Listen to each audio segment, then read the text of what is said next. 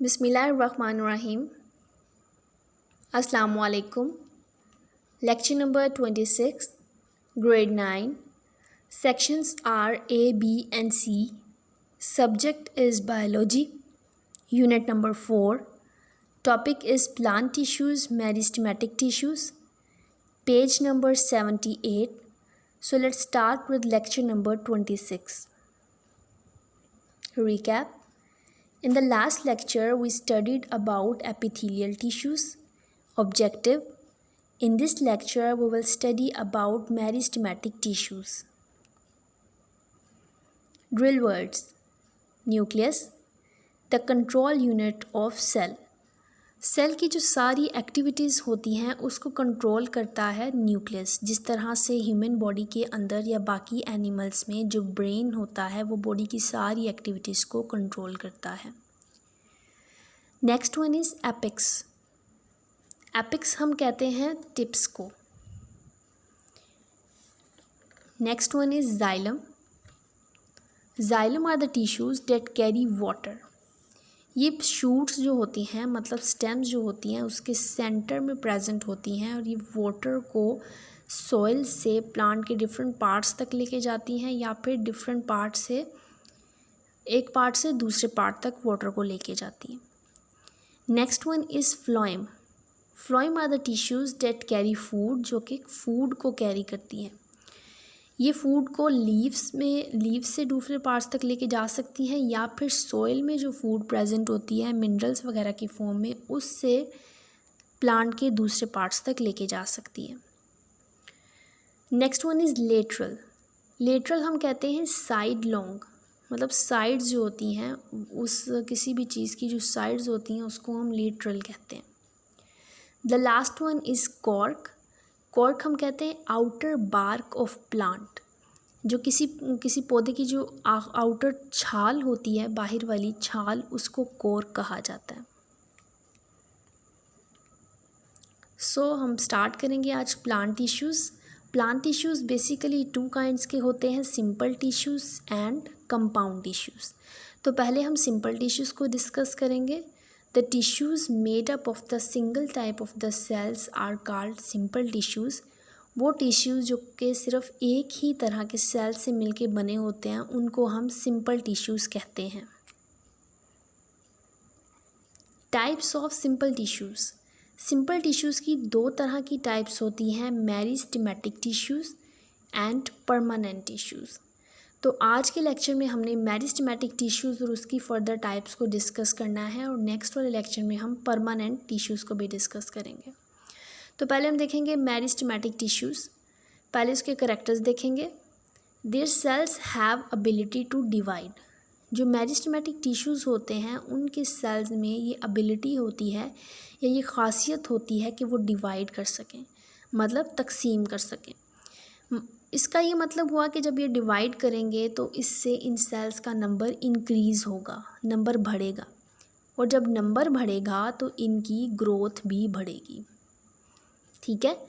Next character is cells are thin walled. इनकी जो sales होती हैं वो बारीक होती हैं, उनकी वॉल्स बारीक होती हैं। Cells have large nucleus. इनके सेल्स में जो न्यूक्लियस होता है उसका साइज़ बड़ा होता है।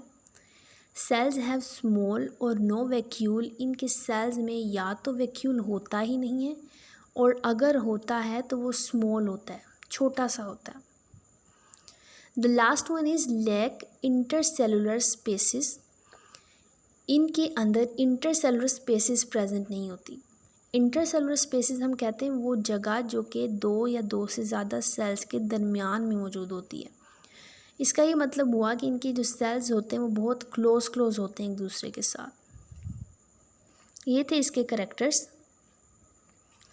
नेक्स्ट आता है types of meristematic tissues. First इसकी टाइप है एपिकल मेरिस्टेम्स। एपिकल वर्ड निकला है एपिक्स से, जो हमने ड्रिल वर्ड्स में पढ़ा। एपिकल मेरिस्टेम वो होगी जो कि एपिक्स पे प्रेजेंट होती है, मतलब टिप्स पे प्रेजेंट होती है। So apical meristem located at apex of roots और शूट्स। ये किस पर प्रेजेंट होती है?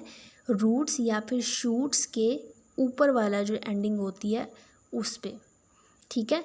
डिवाइड, ये डिवाइड करते हैं। Increase length of plant, plant की लंबाई में इजाफा करते हैं, और इस तरह से जो इनकी ग्रोथ होती है उसको हम क्या कहते हैं, प्राइमरी ग्रोथ। अच्छा, ये सिर्फ लेंथ को ही क्यों बढ़ाते हैं, विड्थ को क्यों नहीं बढ़ाते? इसका आंसर ये है कि ये सिर्फ किस ऊपर जो टिप्स होती हैं उस पर ही प्रेजेंट होते हैं, चौड़ाई वाले एरिया पर प्रेजेंट ही नहीं होते। तो इस तरह से जो इनकी ग्रोथ होती है, क्योंकि अभी कंप्लीट ग्रोथ तो नहीं ना हुई, लेंथ में इजाफा हो रहा है, विड्थ में इजाफा नहीं हो रहा, तो अभी इनकम्प्लीट ग्रोथ है, तो इस तरह से इस ग्रोथ को हम क्या कहते हैं, प्राइमरी ग्रोथ। देखिए आपको डायग्राम में एक रूट हेयर जो है वो दिखाई दे रहा है, और उसमें एपिकल मेरिस्टेम आपको सिंबलाइज की गई है। Next type is lateral tissues. Lateral हमने वर्ड यूज़ किया है साइड लोंग, साइडों पे। So these are located on lateral sides of the roots and shoots. ये जो रूट्स और शूट्स होती हैं उनकी साइड्स जो होती हैं उसमें प्रेजेंट होता है, मतलब ये टिप्स पे प्रेजेंट नहीं होता। Increase growth of parts of plant, ये जो जब ये फिर डिवाइड करते हैं तो उसकी वजह से ग्रोथ में इजाफा होता है, और इस बार कौन सी वाली ग्रोथ होगी, मोस्टली विड्थ वाली, मतलब इस बार मोटाई में इजाफा होगा। इस तरह से जो ग्रोथ होती है उसको हम क्या कहते हैं, सेकेंडरी ग्रोथ, ठीक है। इसकी आगे फर्दर 2 टाइप्स होती हैं। एक टाइप को हम कहते हैं वास्कुलर कैम्बियम, और एक टाइप को हम कहते हैं कॉर्क कैम्बियम। वास्कुलर वर्ड निकला है वास्कुलर बंडल से। अभी हम जब ड्रिल वर्ड में डिस्कस कर रहे थे जाइलम और फ्लोएम के, उनको कलेक्टिवली हम वास्कुलर बंडल्स कहते हैं। तो वास्कुलर कैम्बियम जो होता है, ये वाले टिश्यूज़ जो होते हैं ये लोकेटेड होते हैं between xylem and phloem, xylem और फ्लोएम के दरमियान ये मौजूद होते हैं। Next one is cork cambium. It is located in outer lateral sides of plant. ये प्लांट की जो बाहर वाली साइड्स होती हैं ये उसमें प्रेजेंट होता है। तो ये था बेटा डायग्राम। अब देखें, इसमें आपको स्टार्टिंग में कॉर्क का बताया हुआ है, मेंशन किया हुआ। कॉर्क वो आउटर मोस्ट डेड सेल्स हैं प्लांट के। उसके अलावा कॉर्क कैम्बियम शो किया हुआ है। कॉर्टेक्स है, कॉर्टेक्स भी सेल्स की थिक लेयर होती है जो कि अपर लेयर होती है एपिडर्मिस, उससे नीचे मौजूद होती है। उसके अलावा आपको वास्कुलर कैम्बियम शो किया हुआ है। देखिए फ्लोएम और जाइलम के बिल्कुल दरमियान में डार्क ब्लैक रेड कलर की आपको रो शो हो रही है, जिसे हम क्या कहते हैं, वास्कुलर कैम्बियम। और नीचे आपको बिल्कुल पिथ नज़र आ रही है सेंटर में। ये पिथ जो होती है ये हार्ड सा स्ट्रक्चर प्रेजेंट होता है सेंटर में। इसके जो सेल्स होते हैं मोस्टली डेड होते हैं। तो बेटा ये था आज का हमारा लेक्चर। होपफुली आप लोगों को समझ में आ गया होगा। Meristematic tissues important long question है। अगर ये शॉर्ट के तौर पर आए तो इसमें आपने सेपरेटली हर चीज़ जो है वो लिख देनी है। अगर लॉन्ग में आए तो फिर आपने हेडिंग्स दे के और साथ में डायग्राम बनाकर उसको कम्प्लीटली एक्सप्लेन करना है, ठीक है। तो होपफुली आप लोगों को आज का लेक्चर समझ में आ गया होगा। इसको अपनी बुक में से अच्छी तरह से प्रिपेयर कर लेना। ओके, अल्लाह हाफिज़।